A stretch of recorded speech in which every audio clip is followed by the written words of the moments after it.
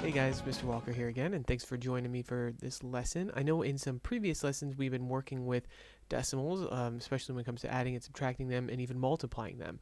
And in the previous lesson we took a look at multiplying them and using like the area model and some different strategies to be able to multiply decimals. And today we're going to continue what we've been learning about multiplying decimals, and we're going to learn a few different strategies and just some basically some more like behind the scenes and just kind of try to gain a better understanding of what it means when we're multiplying decimals and how these problems are going to work out. Today we're also going to be using a bit of estimation to help us when we're multiplying. So we got a few things going on, but it's definitely going to be worthwhile today. So the only materials that you really need for today is something to write on and something to write with, okay? Whether that's your personal whiteboard thing or your dry erase sheet or whatever you have, or just paper and pencil. We're just going to kind of roll through some examples and see how we can multiply decimals and how we can use estimation to help us, especially when it comes to placing that decimal point. All right, awesome. So on the screen here, I have a couple different problems, right? And if you look at those problems, they're similar, except for the fact that they have the decimal place in different points, okay? So what I want you to do is take a look at these three problems here, and I want you to use whatever strategy you like to solve these three problems, okay? So I want you to try it out on your own first, and then we'll get back together and we'll work through them together and kind of look at our reasoning and make some comparisons on what we did, okay? So take a few minutes, try these out, and then we'll come back together and take a look at them, all right? All right, so let's take a look at this first example here, which we have 31 times 4. Now in this example, there's not really a visible decimal point, but we could, if we wanted to, we could put the decimal point right here, right? Still counts. It's 31 and no tenths or no hundredths or anything like that, just 31. So if we were looking at this example, the first thing that we could do that we've learned in some previous lessons is that we could use an area model like this guy here to kind of help us out to break apart the numbers and think about what it is that we're actually multiplying, okay? So the first thing I would do is I would think, okay, well this 31, I have 3 tens and I have 1 1. So 3 tens plus 1 1. And then I'm going to multiply both of those by 4, right? So I'm going to have 3 tens times 4, and I'm going to have 1 1 times 4.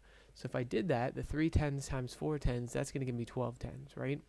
And then the 1 1 times the 4 would give me 4 ones, okay? So far I've got this, broken down. I'm able to multiply, no big deal, right?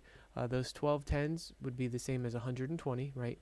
If I counted by 10 12 times, I'd have 10, 20, 30, 40, 50, 60, 70, 80, 90, 100, 110, 120, okay? And then the 4 ones, well, that would just be 4. So I'm going to add 4 to that, meaning my final answer would be 124. Okay, so that one's easy enough. We don't have to worry about the decimals or tenths or hundredths or anything like that. We're just straight up multiplying, so that one goes pretty quickly. Let's take a look at the next one real quick. And in this example, we have 3 1/10 times 4. Okay, so we are dealing with a decimal point here, but still not very hard. We could definitely break this apart. And if you notice, there's a pattern, right? Same numbers that we're multiplying, it's just that decimal's moving a little bit every time. So let's take a look at this guy and see what he'd work out as. So I could break this number apart as 3 ones plus 1/10, right? So I could break this number that way, and we would multiply both of those by 4. When I multiply my 3 ones times 4, that's going to give me 12 ones. And then when I multiply that 1/10 times 4, well, that's going to give me 4 tenths. When we're looking at the value of 12 ones and 4 tenths, well, 12 ones is going to be 12, right? 4 tenths is going to be 4 tenths, so I'm going to add those together. 12 ones plus 4 tenths, that's going to give me that's going to give me 12.4. So we have our 12 ones here, we have the 4 tenths, we add them together, and we get 12.4. Easy enough, right? See if you're noticing any like similarities, any patterns or anything like that yet. And let's go ahead and move down to our last example where we have 31 hundredths times 4. 31 hundredths times 4. So the same 3 digits, they're just in different place values, okay? So 31 hundredths, if I break that apart, well, that's going to give me 3 tenths and 1 hundredth. So let's see, 3 tenths plus 1 hundredth. And if I multiply those by the 4, right? So I have my 3 tenths and my 1 hundredth. I'm multiplying it by 4. So 3 times 4, that's going to give me 12 tenths. Right? And then 4 times 1 hundredth, that's going to give me 4 hundredths, okay? So that's what we're sitting at here. Now this 12 tenths, I can't put 12 of something in one place value spot, right? I can't have 12 tenths and like cram it in there. So what I have to do is I have to bundle those, right? I have to take 10 of those tenths and I can move that over to a 1, okay? And that will leave me 2 tenths left over. So 12 tenths is the same as 1 and 2 tenths, okay? And then I'm going to add that, or I'm going to add to that my 4 hundredths. So my 1 and 2 tenths plus my 4 hundredths is going to give me 1 and 24 hundredths, okay? 1 and 24 hundredths. Again, if you are unsure about this 12 tenths part here, think about it this way. You know, if I had 12 tenths, let me go ahead and draw this out. If I had my 12 tenths, right, I could take 10 of those and regroup them into a 1, which is what I did right there. And then I would still have my 2 tenths left over, okay? So when I add those up, I get 1 and 24 hundredths, and there's some sort of a pattern going on here. I want you guys to take a look at these 3 answers that we have here. Our 124, our 12 and 4 tenths, and our 1 and 24 hundredths. Do you notice anything about those numbers, about those answers that we got?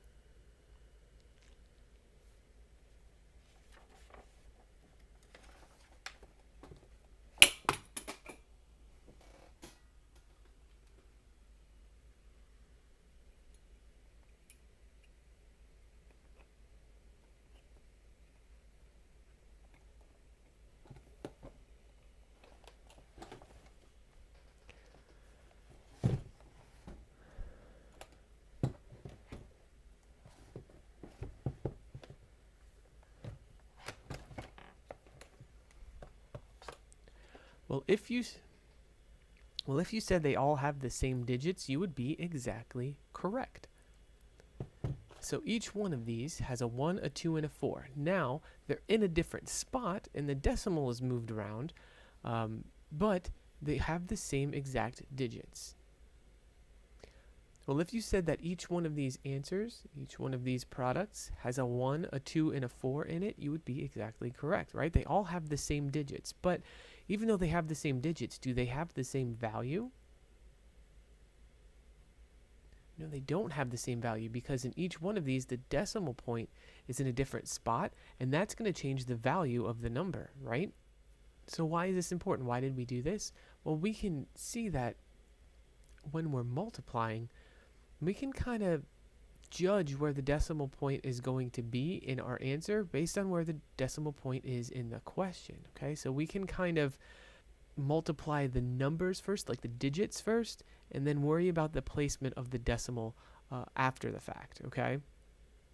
And sometimes that makes things a little bit easier. Now, when you're breaking things apart and you're using the area model, it's not so big of an issue, because you're keeping track of your tenths, or you're keeping track of your hundredths, or whatever you need to. But sometimes we get into that situation like we did down here, where we had to regroup, right? We had to bundle up those numbers. So what we'll see is that if we multiply just the digits first and then come back and worry about that decimal point at the end, it'll definitely make things a little bit easier. And we can use estimation to help us figure out where that decimal point needs to go. All right, let's take a look at a few examples and see if that helps us make some sense of things. All right, so here I have 11 and 4 tenths times 4. All right, 11 and 4 tenths times 4. Now, I could set this up with my area model. What I'm going to do instead is I'm going to think about that 11.4, or 11 and 4 tenths. I'm going to think of it in terms of tenths. So really, I have 114 tenths, okay? And I'm going to multiply those by 4. So I'm really not worried about the decimal point. I just turn them into tenths, so I don't have to think about it so much. And then I'm just going to multiply this vertically, right? So if I did 4 times 4, that would give me 16. 4 times 1 is 4, plus 1 more is 5. And 4 times 1 is 4. So 456. That's the product that I get when I multiply these vertically. But I know that I have a decimal point in here, so where do I need to put that decimal point? How can I figure out where I need to put the decimal point? Well, let's think of it this way. 11 and 4 tenths, that's pretty close to 11, okay? And if I do 11 times 4, right, it's pretty close to 11. So if I do 11 times 4, well, that's going to give me 44. So where can I put that decimal point that's going to get me close to 44? Well, if I put it here, I would get 4 and 56 hundredths. That's not going to work. If I put it here, I would get 45.6, 45 and 6 tenths. That's pretty close to 44. So I'm going to say that that's going to be my answer, 45 and 6 tenths. If I wanted to check that out, I could do the area model and definitely and figure out what it needs to be. But I'm pretty confident in this answer based on my estimation and based on the multiplication I did. So we're good to go. All right, let's do one more example just to make sure we're getting this down as far as multiplying through this way. So first, I'm actually going to make my estimation first because that's 7.8. That's pretty close to 8, right? So I'm going to think of that number as 8. And we know that 8 times 3 will give me 24. So I know that my answer needs to be somewhere close to 24, okay? So let's go ahead and not think about the decimal. I'm going to think of this instead as 78 tenths, okay? 78 tenths times 3. If I multiply this now, 8 and 3 is 24, so I'm going to put my 4 here. Group my tens over, and 3 times 7 is 21, plus 2 more would give me 23. All right, so I get an answer of 234.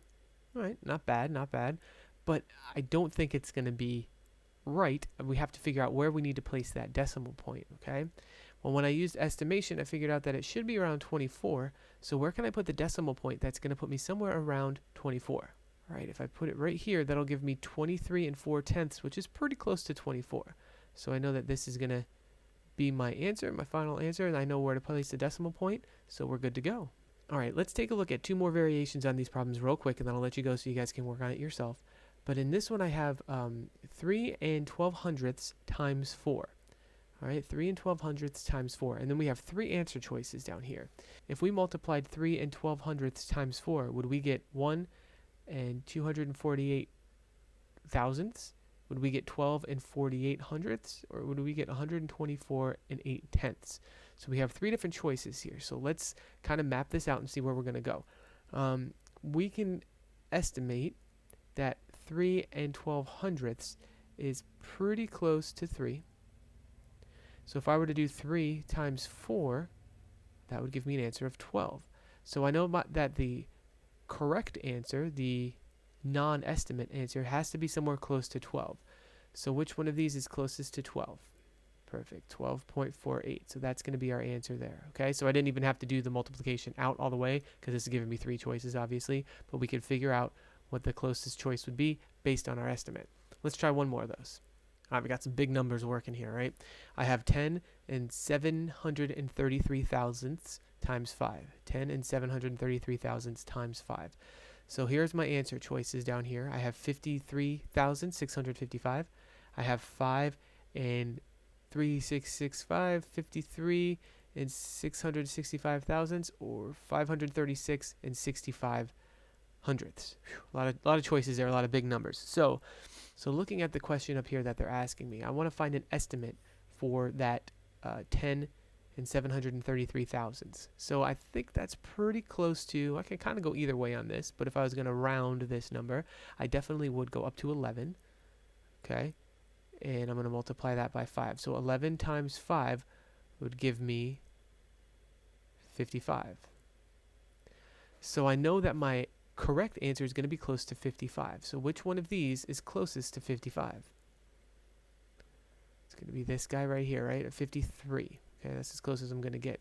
It's not going to be 536. It's not going to be 5.3. And it's not going to be 53,000, okay? So this guy's going to be the closest to it. So if we were to multiply this number all the way out, we would get an answer of 53 and 665 thousandths, okay? So hopefully this is starting to make a little more sense, how we can use estimating to get a close, reasonable answer, how we can multiply through without having to pay attention to the decimal point at first, and then how we can use our estimates to help us put that decimal point in where it should go and get a correct answer. So I thank you guys for watching along with me. You're going to practice this a little bit by yourself. If you have any questions, comments, or concerns, please reach out and let me know. And I thank you guys for watching. All right, talk to you soon.